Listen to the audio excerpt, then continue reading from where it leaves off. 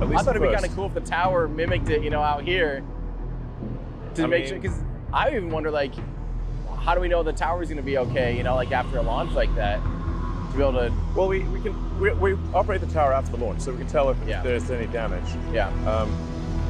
But if this launch goes perfectly, we'll be able to. We'll have the booster do a boost back and a controlled aero-controlled descent to a specific location, initiate a landing burn, and be caught by an imaginary tower. Yeah. Yeah. And then the ship, if things go perfectly, which probably won't, it'll get through high heating. It will still be fully operational. It will control itself to a specific location and in the ocean, and then initiate a landing burn, and also prevent us from being caught by the tower. Wow. Now I think we've got maybe a 50-50 chance of the heat shield. That's decent. Yeah. It's a high uncertainty, but like roughly 50. But if not on this flight, then in the next 2 or 3 flights, I think we'll solve that. Yeah. Well, you guys, let's kind of go over here. You guys did make a decent amount of changes to hopefully ensure re-entries better this time. Like you added some new roll thrusters. Oh yeah. And a few things like that.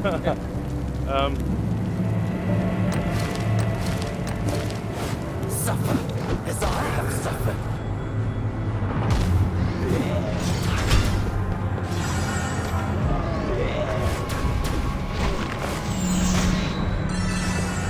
Good day. There's still time to Well surrender. met, noble paladin. It's been a while since... Your presence honors me.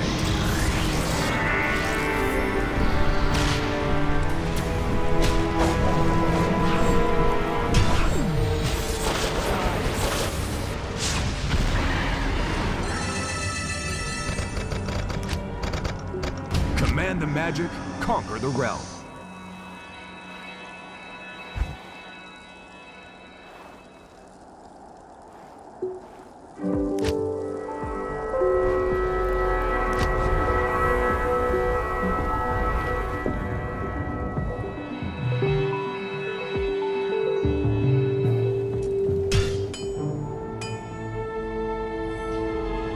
Yeah.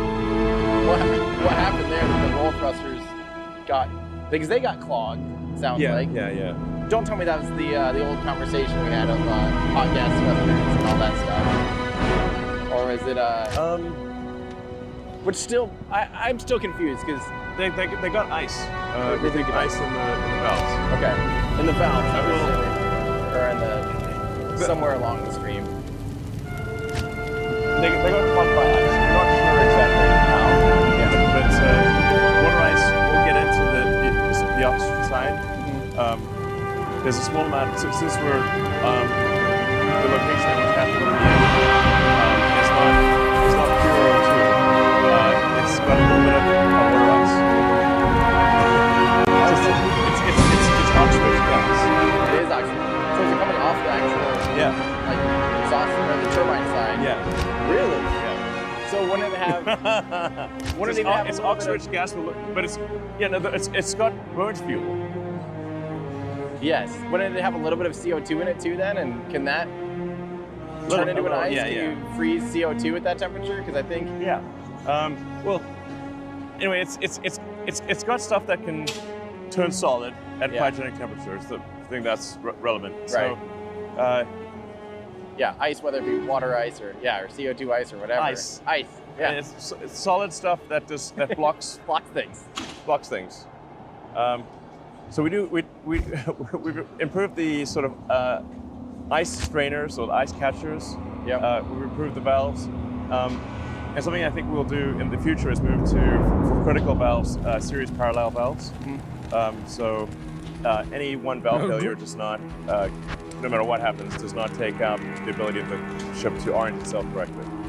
So are you avoiding doing like a more of a traditional heat exchanger, like a round raptor? You know, like I think Merlin probably does that, where as a heat exchanger to heat up, to be able to provide oil and stuff. Yeah.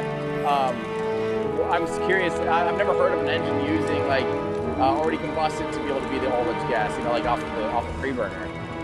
That's pretty unusual. I think, at least. I don't know. Yeah. Well, our rocket is autonomously pressurized. So we're pressurizing the fuel side with gaseous fuel, and the oxide with mostly gaseous oxygen. And now in the case of autonomously pressurized, we have to create the gas. We're not merely warming up a gas. We have to produce the gas. Oh, interesting. Is that how the shuttle did it too then? Because the shuttle ran on the RS-25s had autonomous pressurization. On the hydrogen side, yeah. I think that I guess I don't know if it's on both. Was it on both? I don't know. I don't know. I think it was at least on the hydrogen side. Well, maybe on both. But when you have autogenous pressurization, you've got to produce the gas. You don't just heat it up. Okay. So there's a lot more mass you've got to come up with. Yeah. Literally. Yeah. It actually affects our max power especially on the fuel side. So the fuel pump has to work.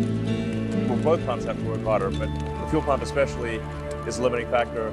Like if we turned off autogenous pressurization on the fuel side, we'd actually be able to get more power out of the fuel pump. Oh yeah, because you're having to drive all that. Yeah, you've got to gasify. Yeah, you're bleeding mass flow right from the from the engine. Yeah, from the engine. Yeah. I mean, there's quite a lot of work in taking a cryogenic liquid and heating it up to be a hot gas. Right. So you have a phase transition and that big temperature delta. Yep. So it's actually a lot of work to produce the hot gas from a cryogenic liquid. That's crazy. So is that what also? Can we kind of step in here and see all the boosters? It's crazy. Is that what also was the blockage of the ox tank on the booster too? Then similar ice buildup blockage, or was it on flight 3 the rapid shutting down during boost back burn had an ice buildup? Did a similar thing to that? Sorry, it's hard to hear you. Yeah. Is that what caused the booster to shut down on flight 3 with the ice buildup? Was it a similar type of thing, like an autogenous pressurization issue that clogged a few of the engines? Yeah, we didn't have enough pressure to start the engines. Okay. So we were low pressure start. The full answer is quite complicated, but because arguably we could have started with lower pressure, or we didn't need to start all the engines. Anyways, this time we expect to have a lot more pressure, and we are able to start at lower pressure, and we don't need to have all the engines fired. Okay, cool. Hopefully. Yeah. So. This is crazy. Wow.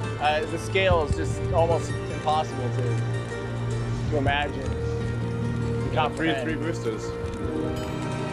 Wow. That's just insane. This looks so cool. Dang. A lot of engines. Yeah.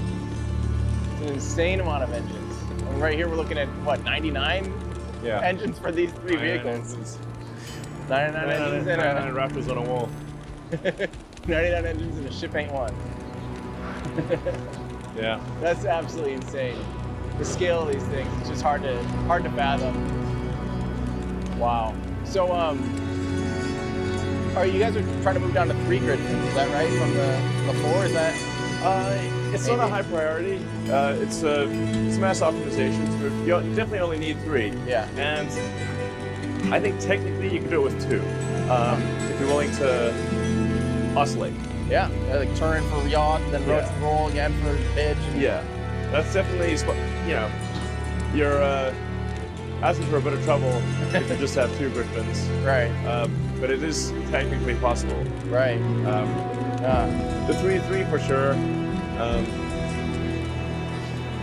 But that's a fairly minor optimization. Right. With the cowbell diverter thing, the ullage gas thrusters or whatever, I need to clear something up for myself because I'm getting confused. So, cold gas thruster, we'd say would be like a nitrogen thruster, where it's just literally compressed nitrogen goes out of a Cold nozzle. gas is room temperature gas usually. The room temp. And then, would we consider that almost like a warm gas thruster? Yeah, warm gas thruster. And then like a hot gas would be where it's a reaction, probably like a bi-propellant thruster. So But for both the booster and the ship, you don't really need much control. The attitude control needed is small. So you just can't have a leaky valve or a stuck valve. Yeah. That seems. This is like the third time. Falcon is all cold gas. What is? Falcon is all cold right, gas, right. and we've done I think 6 starts. So it's this cold gas that has been maintaining propellant settling and attitude control for 12 hours. Right. Yeah. So And you have a lot of it on tap. So that's. I don't know why that's still a hard one for me to fathom. Even though we've talked the third time it's got a now. lot of hot gas. Yeah. Cold gas. Especially when it's empty. It's all warm Yeah. gas. But the delta V needed is tiny, so Yeah. some very tiny thrusters are needed.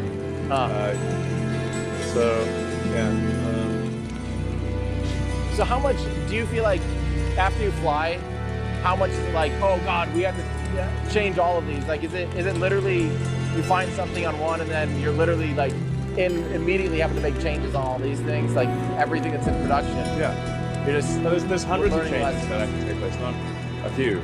Yeah. Hundreds. If you go to a detail level, there might be thousands of changes that Especially happen. when you get software involved, I'm sure it's Software for sure. I'm just talking hardware. If you just look at the hardware changes